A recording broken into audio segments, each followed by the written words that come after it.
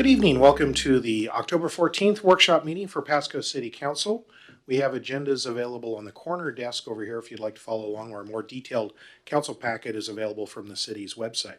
We also televise our meetings live on Charter Cable as well as Facebook Live and also through the city's website, and those are available for review later on.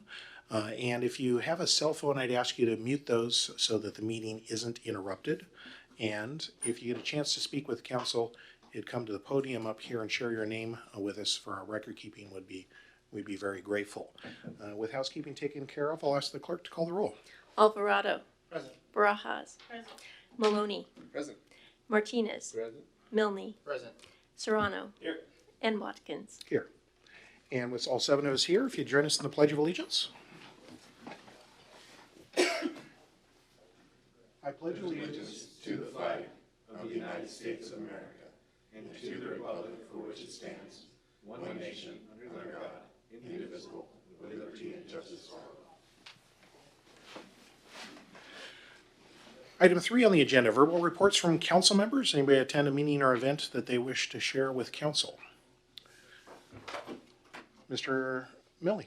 Yeah, I did attend on Friday. I attended basically a wrap-up of the Fiery Foods Festival, and they had some really good news. Sounded like they made between $8,000 and $9,000, and they had some pretty exciting proposals for next year on how to make it a better event. And it was really cool to see, to brainstorm on different things that we could do, and I'm really excited about next year. Cool. Mr. Maloney. Thank you, Mr. Mayor. I attended 2 different meetings of candidate forums for candidates in Pasco, mostly city council, but also one position for the school board. Honestly, we have some fantastic candidates, and it was great to hear from all of them, and I know we'll be in good hands regardless of the outcome in this November. Thank you. Thank you, Mr. Maloney. My thoughts as well. Excellent forum. I went to it earlier today. I'm also going to report, just before this, I was with our Inclusivity Commission, and as I'm waning on being the mayor, and I had a little talk with them about the concept of when we do our boards and commissions. Maybe there might be an opportunity in the coming year for that group to be involved in that, to see if there might be any thoughts that they have as that group that might be able to help this council further refine that process. And just kind of want to give you a heads up, because I think this will go first and foremost to whoever ends up becoming mayor. That would be because they're the ones who typically are appointing to boards with ratification by council. And I pitched a couple of ideas. So I guess I'm saying also don't be surprised if they make a request of the mayor and or council in the coming year, which will, in the spring, boards and commissions tend to be coming there. I think there's some ideas that might be very helpful to this group as well as to the city of Pasco. So I'll just kind of leave it open with that. I think I've talked to a couple of folks about this concept before, so it would just seems like a natural fit with them, and they were receptive of the idea. So we'll see what goes on from there. Any other reports, Mr. Alvarado? Yeah, I just wanted to report. Last week I was absent from council, and I was in Seattle getting some training for community engagement facilitation. Some great learning that I was able to be a part of, and really how to bring democracy to small groups and things of that nature. So just very sad to miss here, but very grateful to learn new skills. Thank you, Mr. Alvarado. No other reports. We'll go on to section 4 on the agenda. First item related to the presentation to the tourism promotion area. And, well, I think Mr. Novakovic can introduce himself since Dave doesn't have his light on. So good to see you, Mr. Novakovic. How's the Visitor Convention Bureau doing? It's doing fantastic. Happy to be here. I appreciate it, Mr. Mayor and council members and city staff, for giving us a few moments to talk to you tonight about the Tri-City Regional Hotel Motel Commission marketing plan. We're going to be looking at the TPA programs. This is tourism promotion area, and I think you're all familiar. This is $2 per room per night that visitors to our community pay. It's an assessment that hoteliers placed on themselves. And we'll talk about the associated budget. I believe you have a digital copy. We're going to be talking about the survey that leads to developing this. I will tell you, if you want a hard copy, I brought spares. It's kind of funny. One of our hoteliers in that survey, they had additional comments. They said, stop killing trees. So if you don't need the hard copy, I'll keep them, but happy to provide it to you if you'd like it. So there's a number of activities that are funded through TPA, and we're going to take a little bit of a deeper dive into some of these here. One of the ones on here that I will point out that I won't be mentioning later, though, is the Opportunity Fund. So this is a great program where if we have a new event, or maybe it's a fledgling event, they'll submit an application and our hotel commissioners will look at it and they will provide them with, it may be $5 per room night. So depending on how many room nights they generate, they basically get a rebate, but it's a good opportunity for us to build additional business with them and some equity with them, so they want to continue to bring those programs to the Tri-Cities, and we've been very, very successful with that. So speaking of the hotel motel commissioners, there's 6 of them, and I have one of them, a Pasco representative, Monica Hammerberg, here with me. Hampton Inn and Suites, I believe you probably all know Monica. She's also one of my board members, so not only is she here for support, but I'm pretty certain she's keeping her eyes on me. And also I have with me tonight is Kim Sugart. She's part of our executive team at Visit Tri-Cities. She is the senior VP. Pretty certain she's also keeping her eyes on me. So how is the plan developed? I mentioned there's a survey. So in May and June, we send out a survey to all the hoteliers that participate in this program.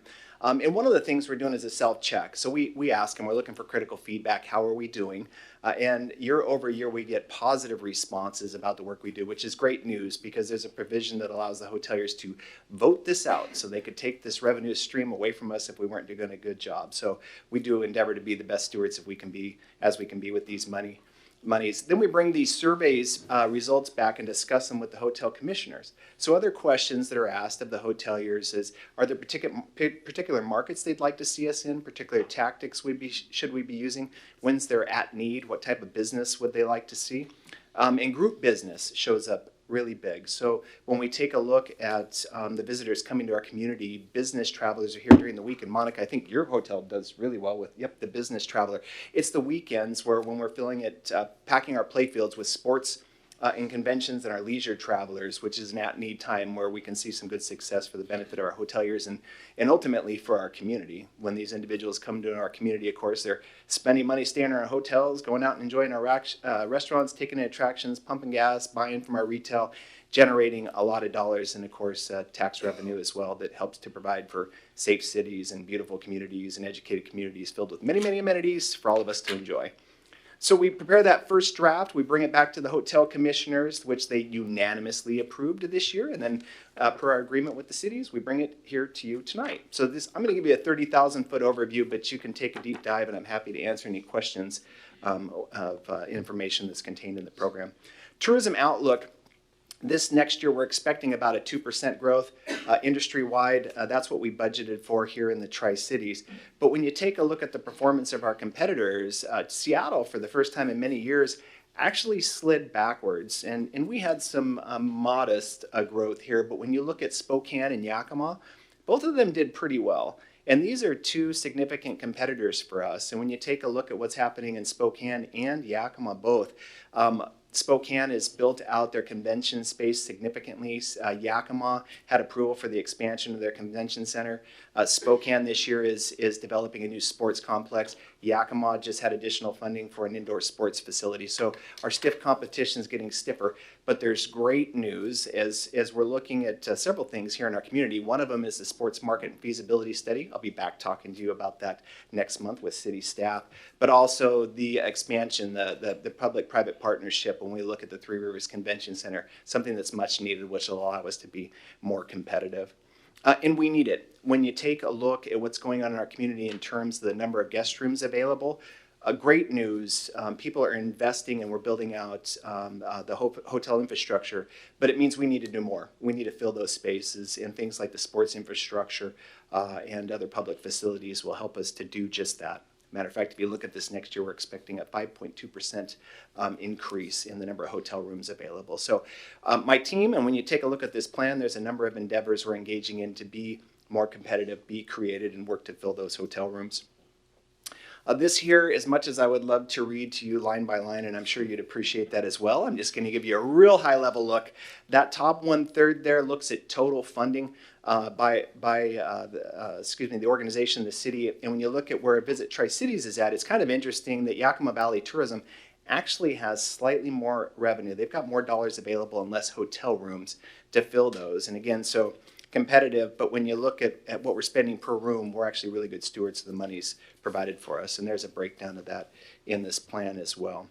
So what are we funding? What does TPA fund? Well, meetings and conventions, sports events, and tourism development. And when you think of tourism development, you might think more on the leisure traveler side of things, but that also helps with our meetings, conventions, and sports events. So meetings and conventions and sports, this is group business. This is the business that our hoteliers were telling us they want to see us bring into our community. We have sales teams that go out across the U.S. They work with decision makers when they attend these trade shows and conventions. They have what are called preset appointments. So each salesperson will meet with 10 to 30 decision makers pitching the Tri-Cities. And they pitch our infrastructure. They talk about the quality of life we have here, the things that makes it so enjoyable to all of us, but the reason that you'd want to come visit. So when you think about a professional association that any one of you belong to, you go to another city, you go to this convention space, you stay in a hotel, but then I think most of us probably venture out, find something to eat, and explore the city, and those are some of the things that we promote. So when our teams go out, another tool that they have at their disposal is they'll bring these decision makers to our community for site visits. We'll bring them in for what we call FAM tours or familiarization tours. So we'll show off the infrastructure in our community. So whether it's hotel spaces, meeting spaces, convention centers, it could be the play fields, the sports infrastructure, but then what makes the Tri-City so special, and we work to bring that business here. Some of this is a long-term play too. When our teams are booking, they're booking 1 to 5 years out in advance. So the work we're doing today, we're going to realize the results of down the road. Tourism development, we do FAM tours too. We bring travel writers into our community. Depending on what they're interested in, we will show them wine country, for instance. And you're probably familiar with some of the press we've got on that. One of the biggest pieces of press we've got recently was CNN Travel recognizing Tri-City as the new West Coast wine country, which was pretty cool. That was a direct result of one of the members of my team. Digital strategies are big for us. We can put a fine point on who we're working to attract here. We can better understand buying behavior. We're still in traditional channels too, TV and print, but even on the TV side of things, we're using technologies called OTT, over the top advertising. So a lot of us stream content. We can advertise to people streaming content. One new tool that's included in this plan in the budget is we're working to find a better way to understand our buyers when they get here. So there's some companies, one of them is called Adara, one of them is called Arrivalist. They use geolocating, so they'll see where a cell phone originated from, comes into our community, we can see where they went, so we can better understand where they're going when they're here. VisaView has a program where we can take a look at Visa receipts and get a better understanding of where people are making purchases when they come here, and where they originated from. Little big brother, I know, but as a marketer, it really helps us to put a fine point on the activities that we're engaged in, so we're excited about that. Here's a list of the different events and trade shows that our teams go to. And again, we're going out, and when we go, it's not just a trade show booth. We're actually working with decision makers to bring those events here to our community. So our budget, $1.6 million. You can see a breakdown there of what that looks like, and there's a more detailed budget here in the plan for your review. But I'm sure I'm probably somewhere around that 10-minute mark, so I am happy to answer any questions you might have about the tourism promotion assessment area. Well, I couldn't make a comment. Mr. Martinez. Yeah, so just curious, you talk about looking at receipts and finding out where people are spending the money. Well, there's other, I don't know if you've looked into other ways of maybe, but people's cell phone use. Do you guys do that as far as reaching out to see where everybody is congregating and where they're spending their money?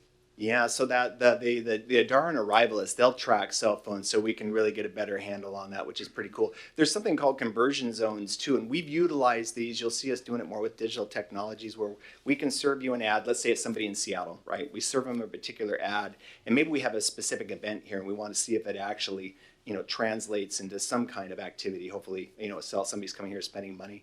We could geofence an area. Let's say it was the Hapo Center. When they come into that area, we can actually see that they came into our community, went into the Hapo Center, and we can assume that if we're promoting an event, we actually had something transactional happen there. So it's crazy, Yeah. But very, very helpful in our world. Well, I appreciate what you guys do. I know it's something that it's helping us move forward and really providing a good support for everybody in the Tri-Cities. So thank you. Thank you so much. Yeah, we appreciate the partnership, truly. So in this process is a little bit, there's two pieces to this, and that's, of course, Visitor Convention Bureau catching up on the tourism promotion area, but specific item is this council and the other councils as part of the TPA, City or Kennewick and Richland, I would imagine, need to approve your suggestion for the 2020 budget. And unless there's an objection, we put that on our agenda for adoption, I believe, next week. And if there are no other questions, thanks for the update. Yeah, And appreciate the time. and typically see you again in 6 months or so. Well, you would, but I'll be back in November for the sports feasibility study and market analysis. But I think we'll probably hear Zach. Yep. Okay. We'll be presenting, so that's great. And I encourage you, November 12th, it's our annual meeting. We'll love to see you there. November 12th. Thank you Yeah. very much. Thanks so much. Thank you all for coming, Monica and Kim as well. Good to see you both. With that, we are through 4A. We're going to go on to a slightly different subject. I see 5G and I get all excited, technology, and I see the word preemption and I get bummed. So, Mr. White, tell us about what we have in store for us for technology and federalism. Thank you, Mr. Mayor and Council. Yeah, it's a little different, but every bit as exciting as tourism and convention. But in September of last year, I'm sure Council recalls all this, the FCC provided declaratory rulings that preempted municipalities and agencies in a number of areas regarding providing wireless service and facilities. The federal preemption shortened the timeframes for processing, limited user fees for use of the public rights of way, and limited aesthetic review and requirements. If Council, again, thinking back to January of this year, I think it was even Council's first meeting of the year, Council adopted a series of 5 ordinances that created new chapters in the PMC and made quite a few revisions to our franchise and our wireless facility regulations that take place outside of the public right-of-way. The ordinance before you tonight make housekeeping changes to the 5 that were adopted in January. There's not much substance, but there is quite a bit of clarification and elimination of redundant wording and incorrect references. And if Council has had a chance to read those, I think you'll probably agree with that assessment. But I'll try to answer any questions with the help of Mr. Ferguson here the Council may have. Questions, discussion, Mr. Maloney. Thank you, Mr. Mayor. Thank you, Mr. White, for the brief update. So I really appreciate the update to make our code a little more watertight on this, because I know this is one of those tricky businesses when something changes at the federal level and flows down to what we can and can't do. My question is about pure cities and 5G development throughout Washington State. So are we seeing a big push to this? I certainly haven't been reading anything, but are we seeing anything throughout the state that's moving this direction? Yes, the I-5 corridor, I think, is seeing some activity. I think, I'll look towards Mr. Worley for confirmation, but I think we've received 2 franchise applications, and I don't even think they were complete in terms of processing. But no, my understanding is we won't likely see such applications until they start appearing in Spokane and, for some unknown reason, Walla Walla. At least that's what I hear. So 5G is coming, but we were worried it was going to come in January, but it seems to be a little bit slower rollout for higher tier cities. Mr. Alvarado. Thank you. I do have a quick question as far as managing public perceptions and managing and just helping the public be informed. I know that there's a lot of fear and a lot of just concerns about different things that we are preempted to address. But is there perhaps like a one-pager that may be able to put on the website or something along those lines to educate the community about what the city can and cannot do, or things about that nature? Or perhaps just inform them about what the FCC has done? Yeah, as a matter of fact, I might even have the beginning of one already in one of my electronic folders on wireless facilities. So certainly I think that can be done relatively easily. Perhaps working with Mr. Funfaro for a little bit of highlight on the website. Mr. Martinez. Yes, thank you, Mr. Mayor. Yeah, and kind of follow up or kind of trailer to what Mr. Alvarado was saying.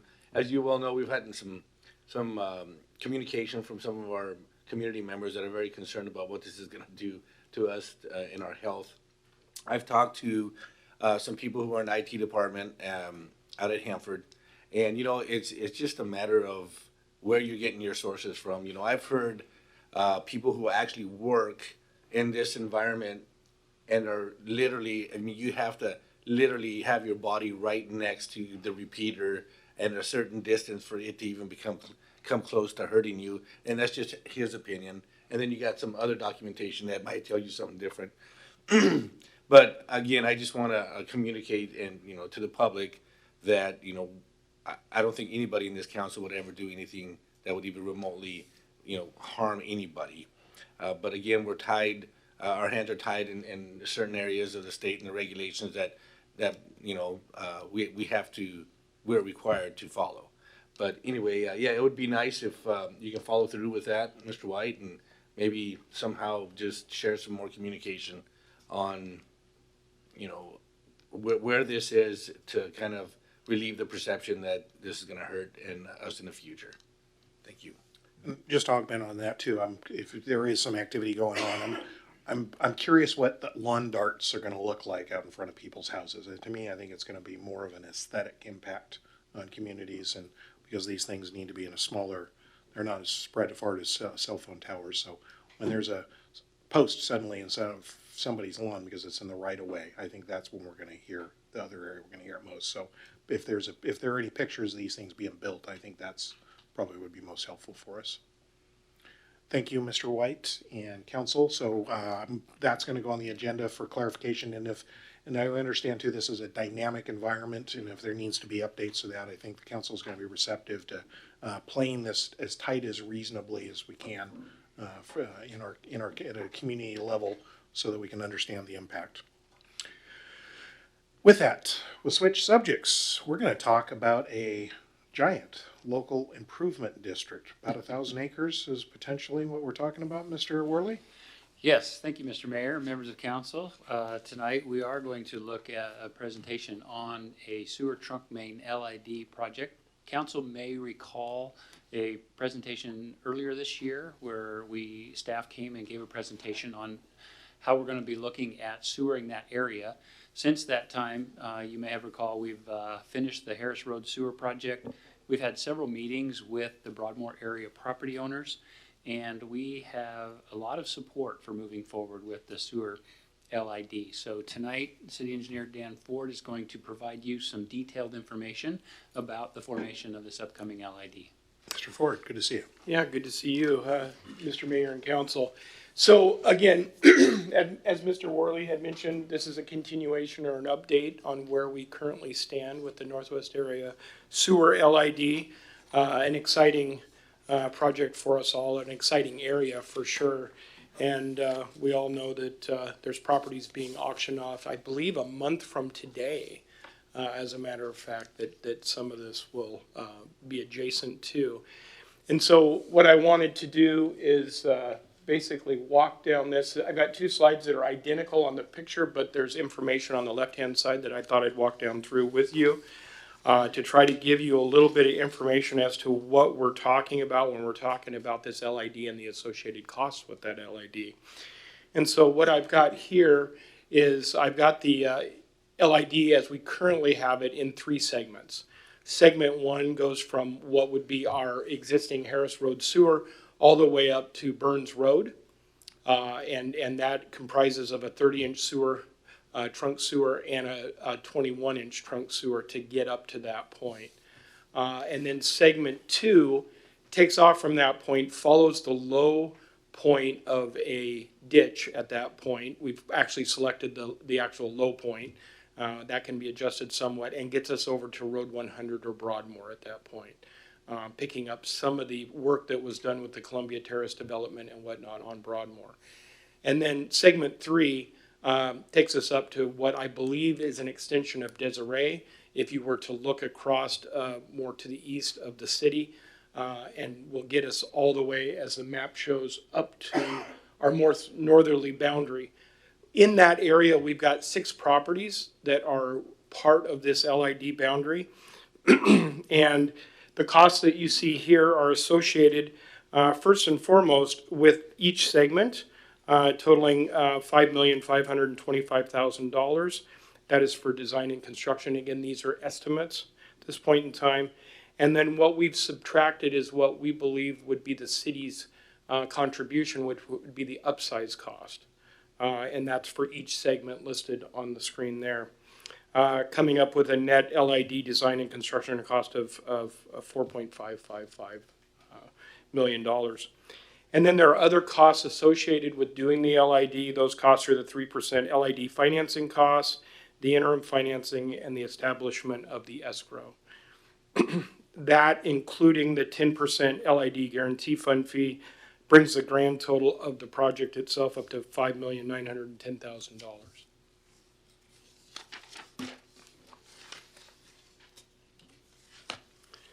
And then moving on from that slide, again, the same picture, but trying to provide a little bit more information. What we've gone through here is, again, looking at the pipe sizes, looking at the developer pipe sizes and the city contribution in each segment, further breaking that down, and total estimated, we've come up with the total estimated city contribution here. Some of the questions I think that have come up in the past is, are we able to change the number of segments? Are we going to do the whole thing? Or are we going to do some of that? Once we go through this, we can't necessarily add to this, but we can subtract these segments as we find we need to. Currently, I believe the only parcel not within the city limits at this time is parcel 6, which is currently owned by the Pasco School District. So even if it's, are cities preempted from doing sewer lines outside the city limits? I think the answer is we're not precluded from that. We're not precluded from that, but that will allow them to vote on it by themselves. So that will not, if they were, and there has been some discussion with the school district as to annexation or non-annexation, there isn't a proper time for that. But it would put them in a position to be able to vote by themselves on whether or not they wish to participate in the sewer at this time. Moving on, a little bit additional information, and this is, again, a little bit of more in the weeds information as to what a possible assessment might look like. And what you're going to see here and on the following slide is 2 different preliminary assessment attempts. Again, the idea of these assessments is to ensure that the assessment must be equal to or less than the benefit added to the property. And so we're trying to look at these when we do these type of estimates and the assessments associated with those estimates, and ensure that, you know, in our estimation, that these assessments are less than or equal to the benefit added to the property once that property is developed. And so this is essentially the first sheet, and this first sheet is a preliminary assessment proportional to the area served. And without going into the details, so basically what we're seeing in this particular slide is each one of the 6 properties are listed with the area being served. And in some cases, those properties that are served, the smaller properties, are served 100%. 100% of those properties can get into this sewer as it sits elevationally. Some of these properties, only half of the property might be able to get into this or utilize this sewer. And so we're trying to take that approach from an assessment standpoint to assess the benefit to these properties. The next slide, and the first slide also has this column on it, but I wanted to go to this next slide because this next slide is a preliminary assessment proportional to the weighted length. And so what this is looking at is the length of that particular sewer line. And if you think of a sewer line and you think that possibly there's a property on either side of that sewer line, such as the school district property that we talked about and the Barker Ranch property that we looked at earlier, although I didn't say Barker Ranch, I apologize for that. Each one would have half of that line associated with the frontage of their property. This is looking at that from that same perspective. And one of the reasons specifically that we looked at this type of an assessment is to better take into account how the Palish Homes parcel, again, moving back a couple of slides, parcel number 2, how they would actually make use of this sewer going forward. And just as a reminder, the way that works currently, Palish Homes would come at their southerly line and extend almost straight across. That's the initial discussions that we've had with them. And they would get into segment number 1 approximately midpoint, maybe a little bit less than midpoint, from where it is at Harris Road up to Burns Road. So again, trying to look at it a little more uniquely, but taking into account the frontage, proportional to the weighted length of essentially the frontage or the pipe itself. And then those two areas, again, this is slide number 1 of the assessments. You can see that those two methods are averaged, and that is the final or the grade column on the far right. Again, and that's what we're currently proposing to utilize as far as the costs associated with each property for this trunk sewer going forward. And that's all for this evening's. Let me take a stab and see if Sure. I understand it. It says there is an engineering and or geographical element to this. The way gravity works with sewers, you want it to work so that it outfalls. In combination with that, sewers are very expensive propositions, very capital intensive, and they're borne by the people, the properties that are going to benefit from it. And the city is in the position to, when we also pool these resources, there's going to be an economy of scale too, that if instead of building it just one piece at a time. Sure. And there's also a body of law that when you do LIDs and you make people pay, because that's what this potentially is that it has to be fair and proportional to that and for their benefit area. So Yes. it sounds like what you're also getting into, and I understand an LID process has 30 plus steps and opportunities for review or appeal and that sort of thing. And it comes to final assessments and all of that. It sounds like you're getting pretty close to actually having a preliminary plan that you're going to pitch probably council here in the coming month or so. It is kind of where it sounds like it's headed. Yeah, obviously this is a little bit farther along. We came to you, we talked about not only the gravity of which you speak, Mayor, obviously getting into this trunk sewer, but the opportunity, as I mentioned a little bit there with the lift station or Palish Homes and the opportunity for a regional lift station, if you remember my previous presentation, that will allow to serve even more area going forward. Where we currently are, there happens to be an RFQ out right now for LID administration and design services to assist the city on this particular effort. So I think that we are going to be able to come back to you fairly soon with some additional information. And you'll also see in your packet a real preliminary or draft schedule that we prepared, trying to talk about some of those milestones moving forward. Questions, discussion, Mr. Serrano? Yeah, thank you. And thank you, Mr. Ford. Can you speak to what happens if the school district determines to opt out? You said they'd essentially go it alone, but how would that, aside from cost impacts, how would that really impact the LID in and of itself? Thank you. Yeah, if the school district decided that they didn't want to participate, obviously with the growth that we're currently having, that portion of that sewer is going to need to be extended. Parcel number 5 has recently sold, I believe, and so they also have a to and through consideration that all parcels that develop within the city do. I think there might be the opportunity then, if it really became down to that there may be a latecomers associated with the sewer line as it's extended north. And if you remember from the previous presentation, we've also got interest in extending this to the east as well, and possibly to the north, and again, east as we move forward into the future to be able to serve that large UGA boundary that we have. So I think there's some discussions and some considerations that we can have that way, but I think ultimately the sewer line is going to head this direction, so. Mr. Maloney? Thank you, Mr. Mayor, and thank you, Mr. Ford, for the detailed presentation here. Just could you give me a quick refresher on the lift station, on the regional lift station, and how that plays into this effort? Yeah, currently, this is the reason why Palish Homes is interested in the trunk sewer itself. As you all know, the American rock pit is occupying a big chunk of this property in the south and west corner there. So the opportunity for them to get into this gravity line gives them that opportunity to for themselves have sewer for those parcels. The city has, and I believe it was even as soon as last year, shown you within our CIP an opportunity to participate with Palish Homes on a regional lift station. And so it's our intent to try to take a look at that with them They will obviously have a little bit smaller infrastructure to be able to handle the 300 plus homes that I believe they're currently proposing there. But our participation will not only take this farther to the west, but also quite a bit farther north that I think I brought to you as well previously to try to show you an area of participation. Mr. Ford, about what timing would be looking at that again?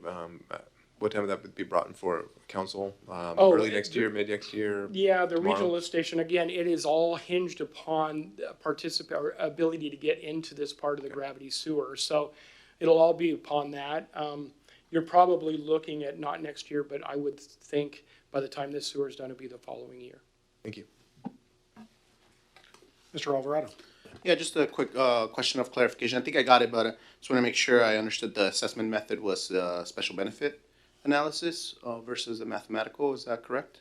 We've got, what we've got here is two methods that we're proposing for assessment. Okay. One is a proportional or area to be served method, and the other is a weighted or essentially what I'm trying to break down and use as a frontage of pipe. So it's a little Type bit more consideration. sophisticated, is what It takes into account a little bit different usage, and part of the reason for the second one was the uniqueness of the Palish Homes parcel. The fact that it doesn't front that, but that it uses a certain amount of the pipe necessary for their development.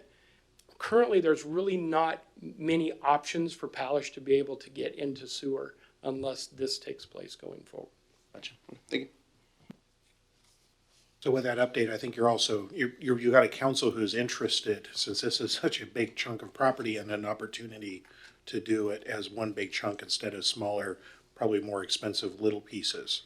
Yeah, and I So believe there's that that was one of the reasons for expanding the segments. There's been a lot of discussion, do we just go to Burns Road, which was on the table for quite some time, but I think the opportunity to take as far as we are speaks to the number of interested property owners that we've had and we've discussed this particular sewer with. So. Because that is a part of the puzzle too, as we get later on, is the interested parties, and if a significant portion Absolutely. is interested or not interested, that could sway whether or not an LID carries forth. So the path, the trajectory you're on is one where the significant majority of the property owners are interested in this, as opposed to the city saying, we're going to do this. We're going to do this, yes, Okay. absolutely. Next update then, the next expectation is you're going to probably finalize a method, and we're going to probably see a potential LID number. Is that what it turns into? Yes, and I believe, like I said, we're out with an RFQ right now to assist us with that effort. So I think the next presentation that we have with you will probably be teamed together with that particular consultant in order to be able to move forward with a little bit more detail. And this is a significant potential LID, so this is also probably a financial impact, and we're okay on the finance. I've seen a finance person nodding their head that this is manageable and doable. Mr. Zabel, you have something? Just to note that it's planned, it's been in our plan since the CIP approval.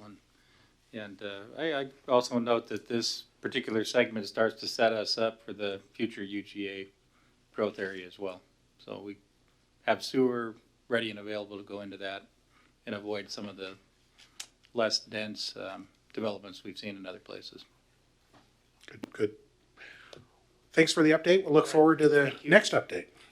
Fantastic. Thank you very much. Okay, with that, we're going to a similar subject related to public works bid process discussion. Mr. Worley. Yes, thank you, Mr. Mayor. If those previous presentations weren't exciting enough, this one is just going to blow your socks off.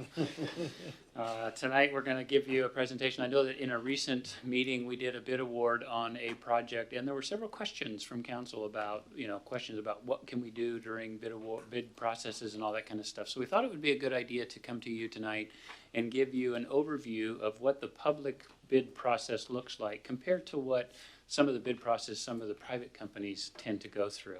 And so tonight we have Dustin Whitman, our project support specialist, here to give you an overview of the public bid process for us. Good evening, Mr. Whitman. Good evening, Mr. Mayor, Council. Like Steve said, my name is Dustin Whitman with the Engineering Department, Public Works. quick outline here, go over bid thresholds, and we're a code city. Code city is an alternative to the basic statutory classification system that the state has. And I'll go over exceptions to the bid process, bid considerations, bid process steps, and other bid requirements. I'll try not to take too long. As you see, MRSC here and Washington State Legislature. MRSC is the Municipal Research Services Center. It's a nonprofit organization that is to help local governments within the state of Washington. Are you guys all aware of MRSC? All right.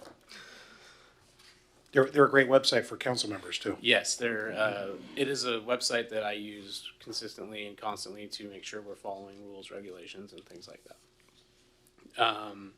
So our bid thresholds for the state went up with the passing of ESSB 54118 in July. Previously, there were 40,000 for single craft in-house day labor or contract labor, which and 65 for multi-craft. So single craft is it's just HVAC, and multi-craft is if it's HVAC, plumbing, electrical. The current is now 75,000 for single craft, 116,155 for multi. As you see, there's an asterisk. We are updating our AO 470 purchasing policy to reflect those numbers. I've been working with Samantha McCants in our procurement department. What that did, it also raised the small works to less than 350,000, and then the formal bid would be over 350,000 based on engineers' estimates. Exceptions to the bid process. So there's a couple of them: urgent purchases, unexpected immediate need for non-emergency services. So that's going to be your immediate need for goods and services in which there's not enough time for a competitive process. Like a garage door is not working, and it's something that needs to get goods in and out immediately. There just doesn't warrant a time to go to competitive bid. There is a 50,000 director limit. Over 50,000 will go through the city manager. Emergency purchases present a real and immediate threat to the proper performance of essential functions, which will likely result in a material loss, damage to property, or loss of life. The city does have a defined process on what we claim as an emergency. It starts with the mayor, go up through the city manager, through the attorney, and city council. That would be like a water tank's damaged and it's threatening water pressure, and then it could be damage to property and life as well. Sole source, specialized need for the city. Services that are clearly and legitimately limited to a single source, possibly like a pump that has special, housing inside that operations could use. And then services that only one company can provide, whatever those services may be.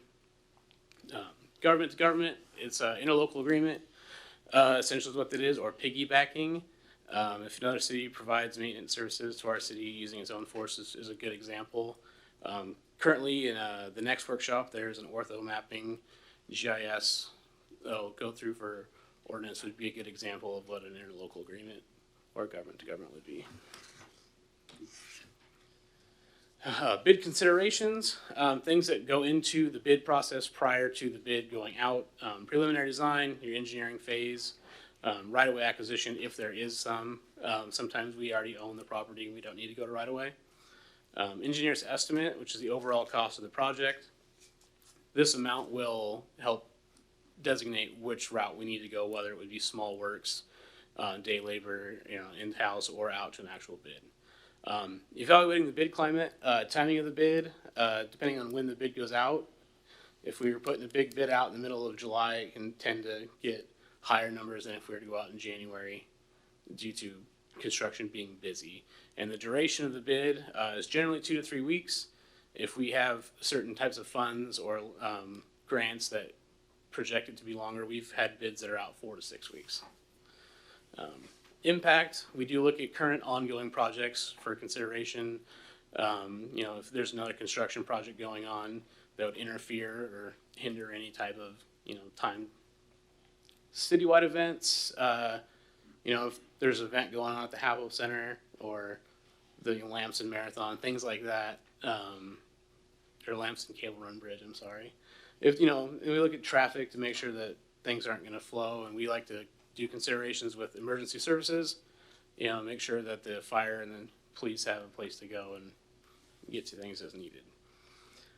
Funding, obtaining funds, where we're getting the funds, and we can get these funds from grants, bonds, REIT, just Pasco bond or Pasco funds, Connecting Washington, HUD, which those sorts of funds then go into what type of language and, you know, regulations we need to put within those bids.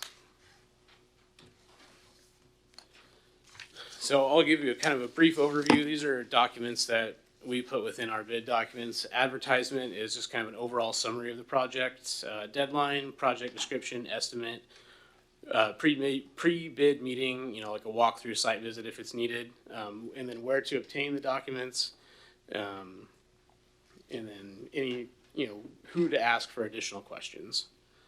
Instructions to bidders, their requirements, expectations, procedures deemed necessary to complete the bid. Bid form is a form for bidders to supply a bid on, breakdown of what to bid upon. You know, it can be a lump sum or an actual breakdown individual item. Subcontractors list, it's used for over $1 million projects. It can be supplied up to 1 hour after the bid opening per RCW 3930-060. General conditions, I look at them as items that are not necessarily the actual product. They're the schedule, payment, insurance, performance, changes, claims, terminations, additional provisions that go into the bid that the contractor will understand. Non-inclusion, formal acknowledgement there is no partnership between anyone under the terms within the city or contractors themselves to include, you know, for the bid. Bid bond provides a guarantee to the city that the winning bidder will undertake the contract at the terms of the agreement. Sorry. Payment bond, a surety bond. Oh, so back on the bid bond, it's 5% for code cities. It can be in cashier's check, money order, or a surety bond. Payment bond, a surety bond, posted by contractor to guarantee subcontractors and material suppliers will be paid. Performance bond is a surety bond issued by insurance or bank to guarantee satisfactory completion of the project. Retainage, or retainage bond. Retainage is, code cities are required to hold 5% to ensure that sales tax, I'm drawing a blank here. Workers' comp and L&I are paid, and then at the end, once it is accepted, we'll pay that back. Or in lieu of that, they can do a retainage bond, and we'll pay them everything for their allotted payments. Prevailing wage, per our RCW 3912, we're required to pay prevailing wage on anything that's public works, no matter the dollar amount. Every February and August, they're updated per L&I. And when we go out for a bid, the dates are, for the bid due date is what prevailing wage we will use. If there's federal, the Davis-Bacon Act comes into play. And so the state rule on that is whichever one pays higher is what we will pay for that prevailing wage. Drawings, these can be construction or standard drawings. Provide a graphic representation of what is to be built or where items are located. That could be your structural, electrical, plumbing, architectural. Specifications, set of requirements that project must meet or exceed. Geotechnical and DVE you'll see are in italicized. Not every bid will have those. Geotechnical is a comprehensive geological site condition report where the construction installation will take place. In DVE, so disadvantaged business enterprises, traffic, a lot of transportation ones, we have a 5% or higher goal to meet DVE, which is set by OMWBE, the Office of Minority and Women-Owned Businesses. So we have the contractor look out to meet that goal on their bid. Once we've prepared all the bid documents, we then go to advertise. Our newspaper, the Tri-City Herald, is our one that we must go to and post bids to. We also can post them to the Journal of Business or the Daily Journal of Commerce. On every bid, RFQ is all they're all posted on our city website. Once advertising period is done, we do a bid opening, open sealed bids in a public place. We announce an apparent low. We prepare bid tabs and check for errors. Once we name the apparent low, during that open setting, we can field questions from bidders. And once that's done, we check for errors. We also check for debarment, and that's through L&I and SAM, which is System Award Management. Say that again, debarment is, you're checking to make sure they're qualified Yes. and able to do the work? Yes, and I'll touch on that a little bit later. So bid award, we present to City Council for approval, send an award letter to the contract once it's approved by City Council. Contract execution, contractor signs a contract and sends in his insurance and bonds. City Manager Dave Zabel will then sign the contract. And once that's done, we have the issue notice to proceed. And generally in between 5 and 6, we'll have a pre-construction meeting, which will essentially go over everything that is needed to go over the contract. Other bid requirements for the city: bid splitting. It's not legal to to break a public works contract, for materials in one bid and services in another, or to break it up in certain phases where it's going to cross thresholds and have 2 different people and things like that. So you don't do 6 small public works projects? Yeah, so to if you equal one red big one. flags that they look in that are just consecutive small works roster things that are working on the same project, even if they're 6 months apart. They're going to ask questions as to why we didn't do this as a full project. And that's related to state auditor then? Yeah. Okay. Yep. Then on developer and joint projects, if these projects are completely done by developer, then no bid laws apply that we can, for upsize agreements and things like that. Anything that the city does that has city money, all bid laws must be followed. For the bidder, they need to have a requirement of current UBI, Unified Business Identifier, which basically states that they can do business within the state of Washington. Contract registration, they just need to be registered with L&I as a contractor.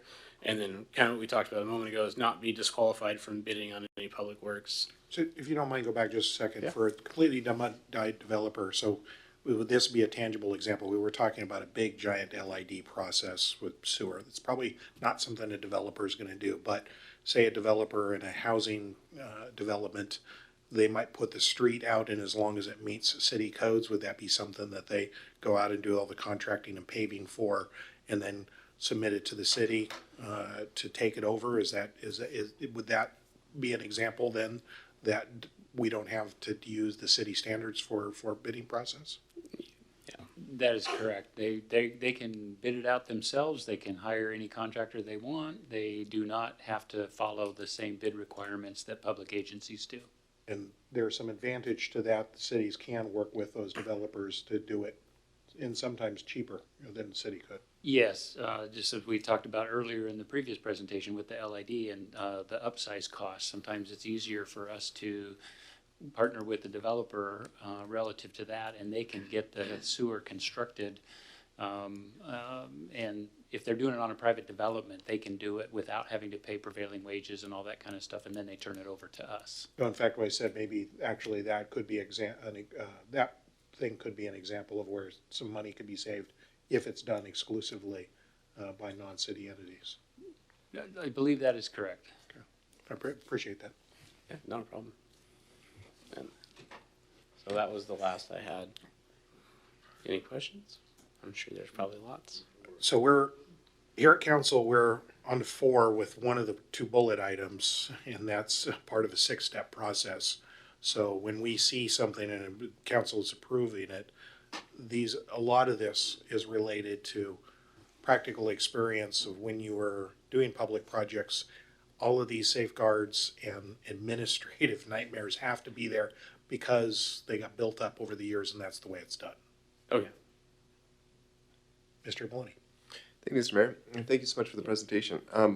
So one of the things, I really appreciated the work that Mr. Ford has done on the development standards over the last, while that he's worked on that. I'd be really interested to see if there's some value we get on engaging the contractor community with our bidding standards. I know that we as a city have to follow certain processes for sure. But I believe that there might be some flexibility for us to solicit some input on as to how we could fit better within contractor schedule, potentially drive down the cost. For instance, if we could build a road during someone's off season or off time, that might be something that's much more affordable than, as you said earlier, bidding out in July may be a much more expensive prospect for the same road. Yeah.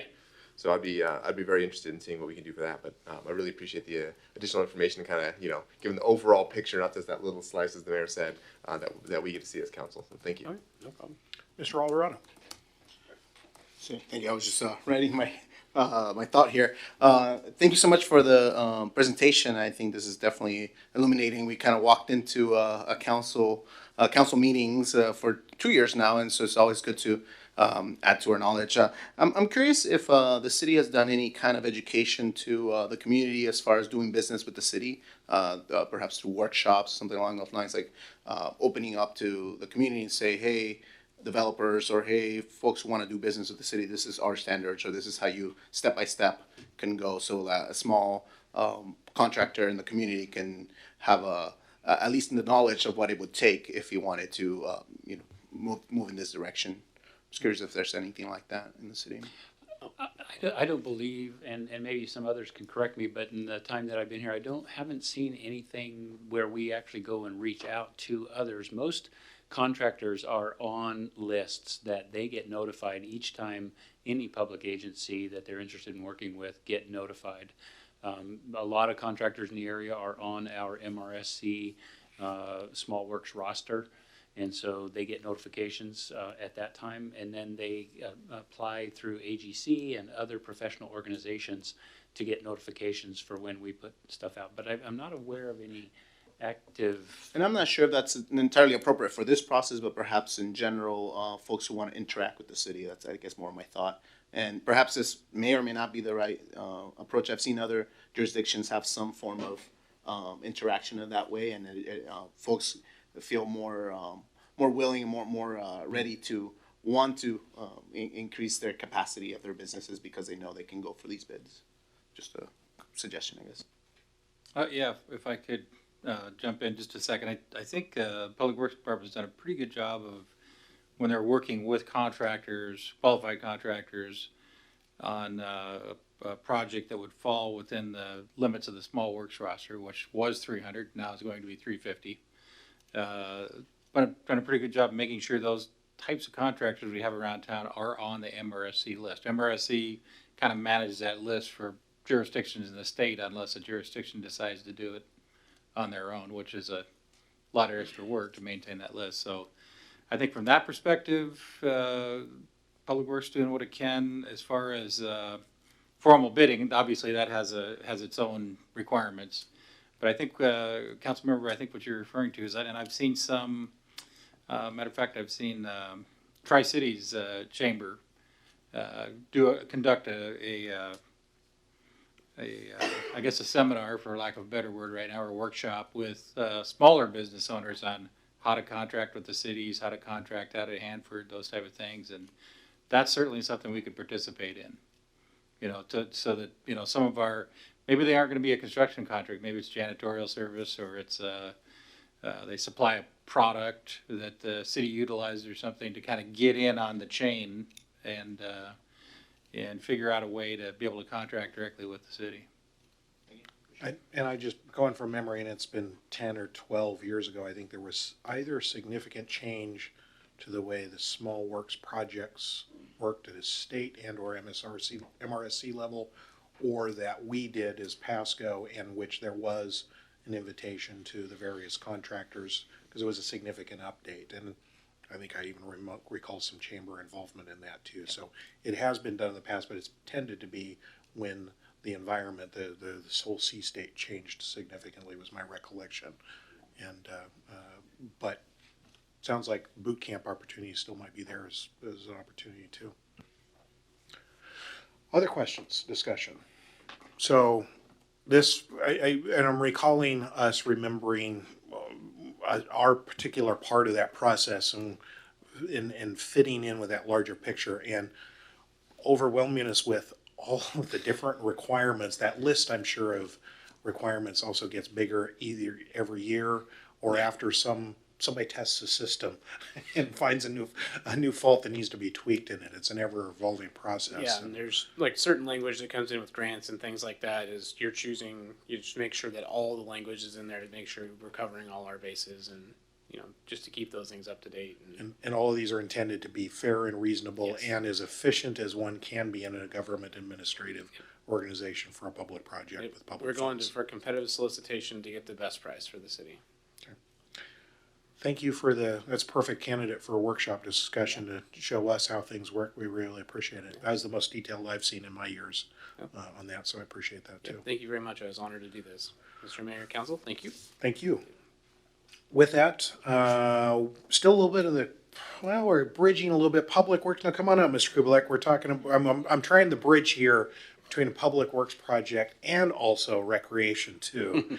We've got a sporting complex grant award opportunity, it sounds like. Well, it's not just an opportunity, but a grant that we were awarded. Well, even better. So again, thank you for the opportunity to be here tonight to report on the phase 1 of the A Street Sporting Complex and the corresponding grant that we received from the state for that grant. Let's see here, there we go. All right, as you are well aware, the city of Pasco just keeps growing. And with that growth comes an increase in demand for sports fields within the city. Not just for the traditional sports of soccer and football, but other sports, up and coming sports like lacrosse, ultimate frisbee, even rugby starting in the area. Just over 3 years, you can see from this graph, from 2015 to 2018, participation as reported by the local clubs and leagues based in Pasco has increased by 29%, or nearly 800 participants over just that short of a time.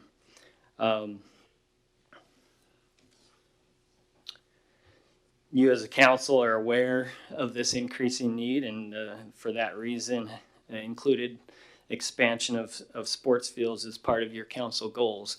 And it's with those city goals in mind that in 2018 we applied for actually 2 separate grants through the State Recreation Conservation Office, or RCO, which is the agency that oversees all the state and federal recreation related grants for the state of Washington. We were unsuccessful in securing the grant that would have helped us develop phase 2. This concept drawing that you see there would be what the A Street, a concept of what the A Street sports complex would look like when it's fully developed. If you look at that, the top left 3 fields with part of the parking there would be what's included in phase 1. Phase 2 would be then the other 2 fields on the top, as well as the bottom 3 on the left, was going to be the phase 2. But we were unsuccessful in securing that grant, but we were successful in securing a youth athletics facilities grant through RCO for the development of phase 1. The A Street Sports Complex will be located on city-owned land, located in East Pasco along A Street, just east of Oregon Avenue. The location is easily accessible from Highway 12, 182, and also 395 from the north via Oregon Avenue. The development of these fields in East Pasco will help help us more evenly distribute multi-use fields throughout the city. As you know, the Road 36 soccer complex, as well as the TCYSA soccer complex, they're all located west of 395 in that area. We do have Highland Park on the east side there, just not too far from this A Street, but it's strictly football there, so this will give us a greater flexibility in fields on that side.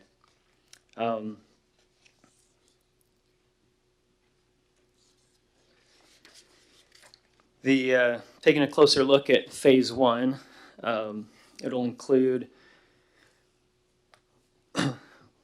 3 full-size multi-use fields, so they can do soccer, lacrosse, rugby, all those different sports. It will also extend Elm Avenue, South Elm Avenue, to give access to the property and to the parking lot. It will develop the sidewalks to give ADA and walking access from the path along A Street to the complex. It will also provide security lighting in the parking lot, a shelter for placement of portable toilets, and some landscaping to make it look more than just a flat piece of grass. So.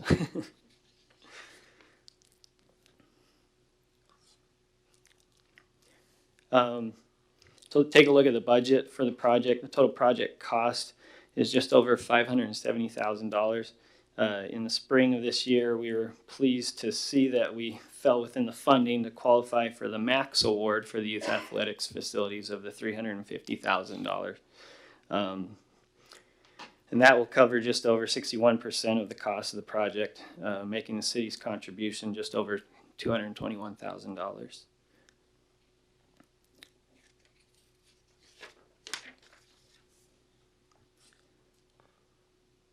We have received the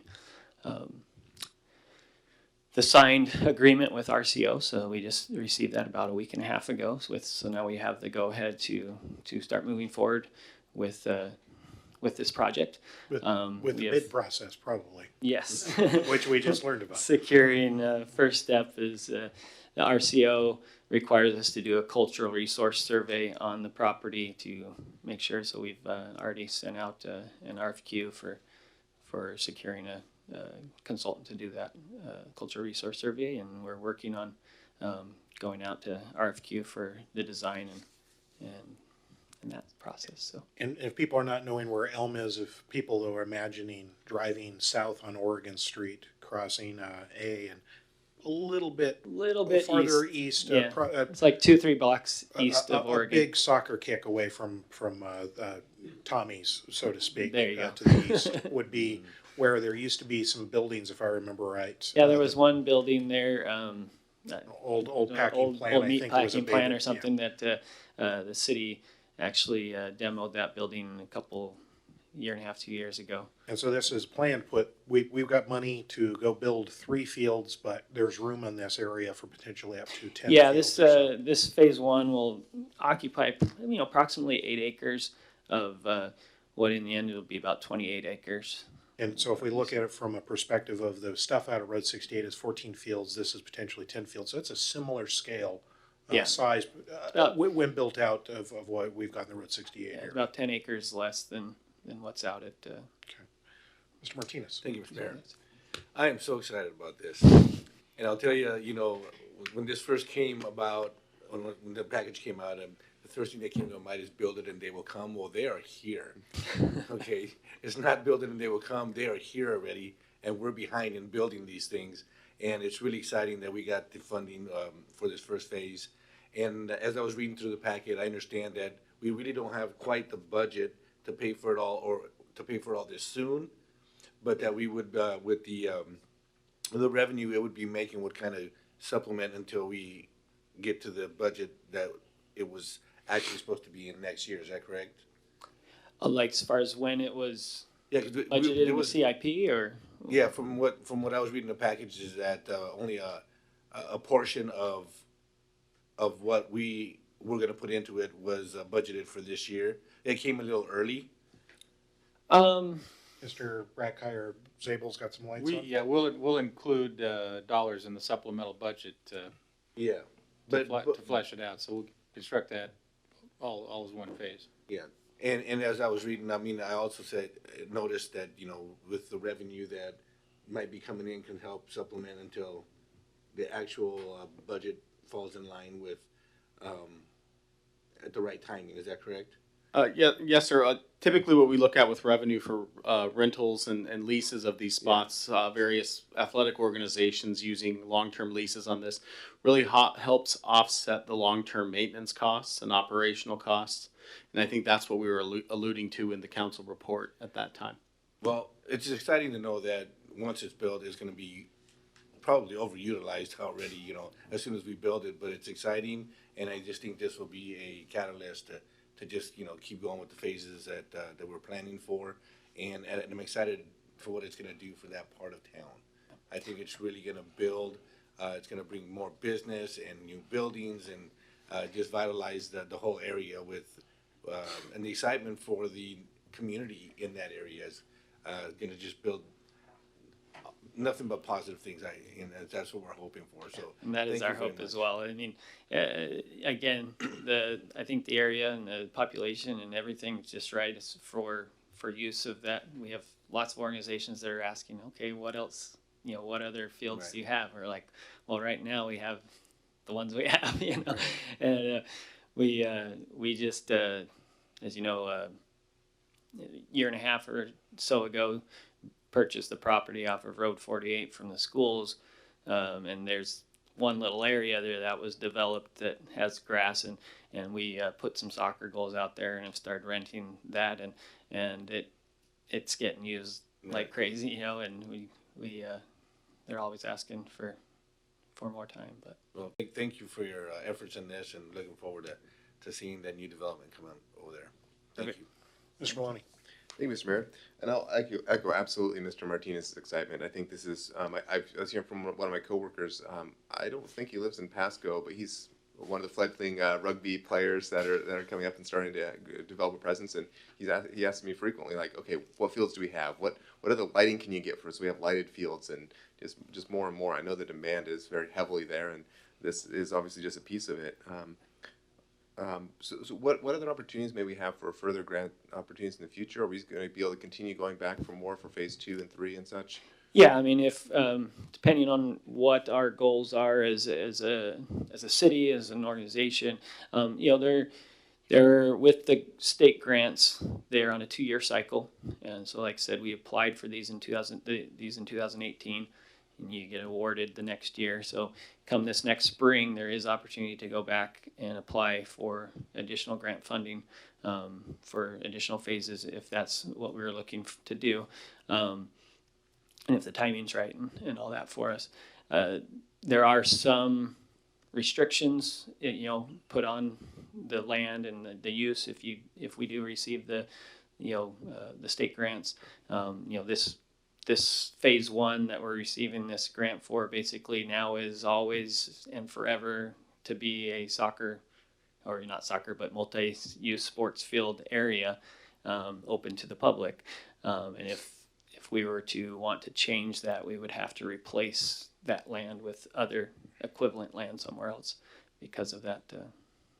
You know, so there's restrictions there. We have to look at if that's what we're wanting with the city and moving forward. So. I can't imagine that's going to be a problem in the near future for certain. And I would like to any opportunities I may have to help push for some of these grants up there. I'm pretty certain I'll be up in Olympia at least one time this upcoming year, and I'll be happy to help talk to whoever needs to be talked to help remind them of exactly how great the need is, especially with our growth, to have these opportunities for our youth, especially within our community. So any opportunity I have, I would be I'll certainly be more than willing to spend some time. Thank you. Mr. Estrada. Thank you, and thank you for the presentation. A couple quick questions. One, do we really have a good sense as to why we lost out on that second grant? And then kind of piggybacking on that, will the development of the 3 fields hinder or help, you know, any other like grants in the future that we might apply for? Or if that's even applicable to the inquiry. Yeah. As far as losing out on the other one, it was a different, you know, we can only apply for one youth athletic facilities. The other was through local parks, which is a much more competitive grant program. You know, where the youth athletic facilities received 35 applications type. You know, local parks received 150, you know, type thing. So it's much more competitive. Your limits are higher, so you can go for more. But yeah, it's very competitive, and I think this will help for future because it's established there, and then it also, as we develop that and are developing our concept and our design for the rest of the project, we're able to go forward in those grants with more details and better vision of what that's going to look like. So they always like to see that. Well, good work, and continuing best luck. Thank you. Thank you. Two observations. One, to you and to staff, I'm hearing extreme enthusiasm from council to do as much as possible. And I think the observation by Mr. Martinez is that we're still behind the curve. So anything and everything that we could do, I think you're having council support on that. So just to make that note. Number two, also council, look back at that list, getting closer to the end of 2 years of that goal set. If this is something that needs a bigger bullet, more importance on the next 2-year cycle, you're going to probably have that opportunity here coming up in the spring to emphasize that point and whether or not you want to do resources and those sorts of things. So we want to get phase 1 going as soon as possible. We want phase 2 and 3 as well. With that, thank you. Looking forward to seeing fields and and just as far as development timeline, it's supposed to be basically over the next 2 years of finishing in 2021. as soon as possible is I think what we're asking and hoping for here. So, thank you. Thank you, Mr. Kublek. And with that, we are done with section 4 on the agenda. We go to 5 miscellaneous discussion, starting with Mr. Zabel. Thank you again, Mayor. I have a few items. Actually, this has been kind of an evening of things coming up for you to know about, and have another one. So we signed a consultant contract today to assist us with the Pasco sign code update. So you'll see that coming your way in the next 6-8 months or so, probably a workshop early part of the year. 2 pieces of that effort. The first, probably a little bit more simple, is an assessment of the code, some scrubbing to reflect content neutrality in keeping with some of the discussions we've had in the past associated with the Gilbert, Arizona decision and others. And then a second phase, developing area-specific signage regulations. Right now, our sign code is pretty much uniform across the city, but we have some very differing areas in which signs are allowed. We have Court Street Corridor, or downtown, or Road 68, or Broadmoor. We have an opportunity to get on top of it out there before it even happens. So we'll be looking at some variations for your sign code in the future as well. Secondly, PFD board, just to alert you, PFD board will be conducting a workshop with Ballard King next week at their right here in the council chambers at 2:30 in the afternoon, and then that's going to be followed by an open house for the public with the consultant to talk about the aquatics facility, what folks want to see. It'll be a facilitated open house just over at the community room at the Police Services Center. And that'll be 6 to 8 p.m. And then final note, Public Works didn't want to be left out. City irrigation shut off today. So long season this year. That's all I had. Miscellaneous discussion by council. Hearing none, is there a need for an executive session this evening? Not this evening. With that, then we go to item 7. We are adjourned. Thank you all for coming tonight.